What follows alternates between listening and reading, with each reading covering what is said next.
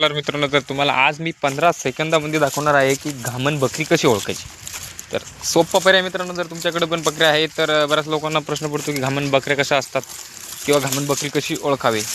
तर मित्रांनो, सोपा सरळ तुम्हाला उपाय सांगतो मी. जर तुमची बकरी 2 महिने झालेले बकरीला लागायला, 2 महिन्याच्या वर जर झालेले बकरीला लागायला, तरच तुम्ही ओळखू शकता बकरी घामन बकरी.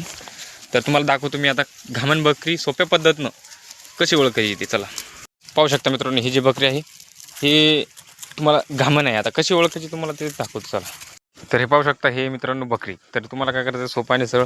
ही बकरी आता घामन आहे. 4था महिन्यात, 3रा-4था महिन्याला चालू आहे बकरीला. सोपं सरळ मित्रांनो, आपला हात आहे ना, हात घ्यायचा पोटा खालून. ही जी कूस असते तिच्या थोडंसं इकून लगेच इथं हात लावायचा नॉर्मल प्रकारे. 10 ते 15 सेकंद फक्त खालून असा हात लावून ठेवायचा. 10 ते 15 सेकंद मित्रांनो. फक्त असं थोडंसं असं मागं पुढं हात करायचं, तुम्हाला लगेच कळून जाईल.